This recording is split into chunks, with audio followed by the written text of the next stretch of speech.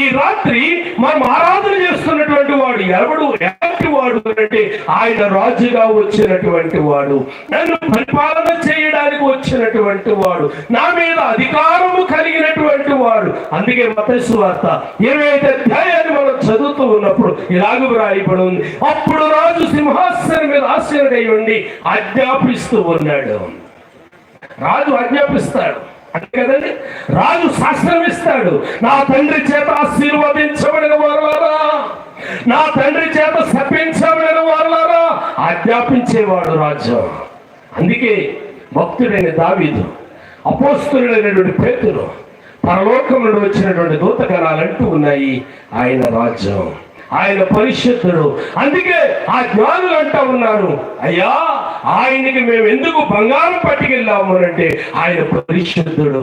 పరిశుద్ధుడు కాబట్టి పరిశుద్ధుడిని పరిశుద్ధంగానే ఆచరించాలి, ఆరాధించాలి అని చెప్పి వారు బంగారం అనే కానుకను తీసుకొని వచ్చినట్లుగా మనము చూస్తూ ఉన్నాం.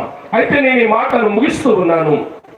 ముగించడానికి ముందు మరొక మాట కూడా జ్ఞాపకం చేస్తూ ఉన్నాను. మరన్నీ తెలిసినటువంటి మనం ఎన్నో సంవత్సరాలుగా క్రిస్మస్ వస్తూ ఉన్నాం, ఎన్నో సంవత్సరాలుగా ప్రభు దగ్గరికి వస్తూ ఉన్నాం, ఎన్నో సంవత్సరాలుగా మందిరంలోనికి వస్తూ ఉన్నాము, ఎన్నో సంవత్సరాలుగా బాప్తిసం పొంది ప్రభు గిన్నెలో చేతులు ఇచ్చినటువంటి అనుభవం.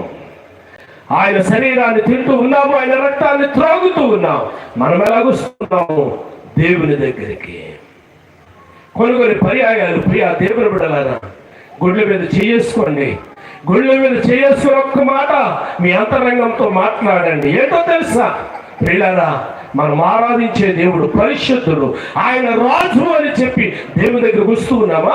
ఆదివారం పాస్టర్ గారి దగ్గరకు వస్తాము, మంగళవారం మరి ఎక్కడికో వెళ్తాము, పిల్ల చెయ్యాలి, అయ్యా దైవజనుడు మా ఊరిలో ఉన్నాడని చెప్పి దైవజనుడు దగ్గరికి వచ్చి, అయ్యా బిడ్డకు పెళ్లి చేయాలనుకుంటున్నాము, ఇల్లు కట్టాలనుకుంటున్నాము, ఎప్పుడు పని ప్రారంభించమంటారండి, ఎప్పుడు పెళ్లి పెట్టమంటారండి, ప్రార్థన చేయండి మా కోసం, మీరు మాట సెలవివ్వండి అని చెప్పి ఎలీషాను అడిగినట్లుగా ప్రియులారా ఎవరైనా అడగగలుగుతూ ఉన్నారా? ప్రియులారా ఏమనుకోవద్దు, ఒక మాట చెప్తాను.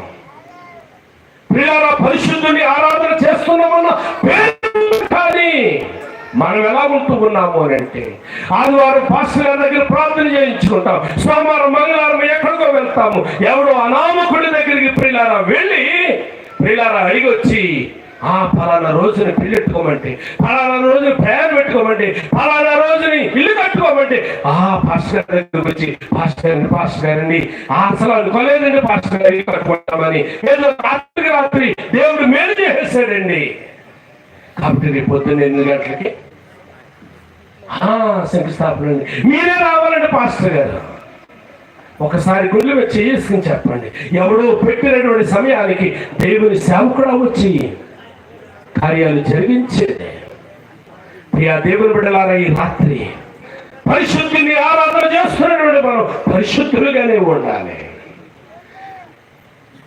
జగమును ఏలడానికి పరము నుండి భూమికి దిగి వచ్చినటువంటి నజరేయుడైనటువంటి యేసును ఆరాధిస్తున్నటువంటి మనం ఆయనను రాజుగా చూస్తూ ఉన్నప్పుడు మనం రాజు బిడ్డలం. కాబట్టి ప్రియులారా మనము రాజులుగానే ఉండాలి. ఒక ఆయన ప్రియులారా సైకిల్ మీద కొన్ని ఏదో మంత్రదండాలు పెట్టుకుని ఒక చెట్టు కింద కూర్చొని అమ్ముకుంటున్నాడట. చెట్టు మీద కూర్చొని ఇలాగంటున్నాడంట, ఇది ఒక్కడ కొంటేనండి, ఇది ఒక్కడ ధరిస్తేనండి బ్రతుకు మారిపోద్ది, మీ స్థితి మారిపోద్ది, మీ గతి మారిపోద్ది, ఒక్కట కొని చూడండి అని. ప్రియులారా కొండానికి వచ్చిన వ్యక్తి అడుగుతున్నాడు, ఒక్కడ కొంటే నా బతుకు మారిపోద్ది, 1000 దండాలు నీ దగ్గర ఉన్నాయి, నీ బతుకు ఎందుకు మారలేదు?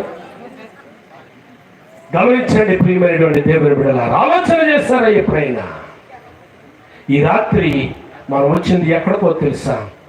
సజీవుడైనటువంటి దేవుని ఆరాధన చేయడానికి, లోక రక్షకుని ఆరాధన చేయడానికి. ఖగోళ శాస్త్రవేత్తలు తూర్పు దేశం నుండి బయలుదేరి వచ్చారు, అడుగుతూ ఉన్నారు, అయ్యా యూదుల రాజుగా పుట్టినవాడు ఎక్కడ ఉన్నాడు? తూర్పు దిక్కులో మేము ఆయన నక్షత్రమును చూసి ఆయనను ఆరాధన చేయడానికి వచ్చారు బంగారం పట్టుకుని. ప్రియులారా ఆ ఇంటిలోనికి వచ్చారు. మత్తయి సువార్త 2:10-11 వచనాలు మనం చదువు. ఆ జ్ఞానులు ఆ ఇంటిలోనికి వచ్చారు, నక్షత్రము నిలిచింది.